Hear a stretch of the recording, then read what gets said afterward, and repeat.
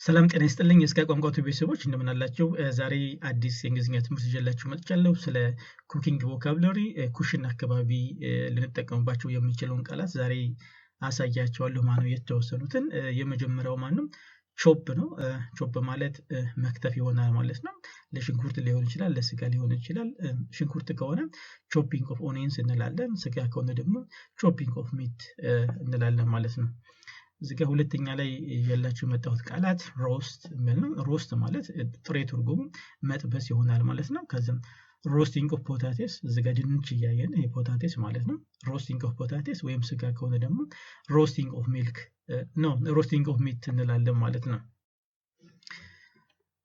እዚህ ጋር ሌላ ቮካብላሪ ያለን ስቲር ማለት ማማሰል ማለት ለወጥ ሊሆን ይችላል። እንደውም ለሌላ ነገር ማለት ወጥ ከሆነ ወጥ ስቲው ይባላል ማለት ነው።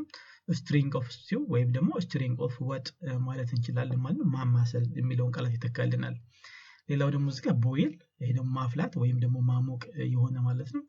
ቦይሊንግ ኦፍ ሚልክ እዚህ ጋር እንደምታዩት ማለት ነው። ወይም ደግሞ ቦይሊንግ ኦፍ ዋተርም ሊሆን ይችላል ማለት ነው ውሃ ከሆነ። ሌላው ቃላታችን የዛሬው ምንድነው? ፊልተር እዚህ ጋር ደግሞ ማጣራት አለ። እዚህ ጋር የምናየው ስፓጌቲ ነው። ኩክ ከተደረገ በኋላ ፊልተሪንግ ኦፍ ስፓጌቲ ማለት እንችላለን ማለት ነው።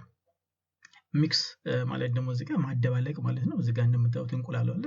ስለዚህ ምን አለ? ሚክሲንግ ኦፍ ኤግስ እንላለን ማለት ነው። አመሰግናለሁ ወደ ቻናሌ ስለመጣችሁ። የዛሬው ትምህርት ይሄን ይመስል ነበር። 8 ቃላቶችን ይዤላችሁ ቀርቤያለሁኝ። እነሱን ኢንጆይ እንድታደርጉ ቻው።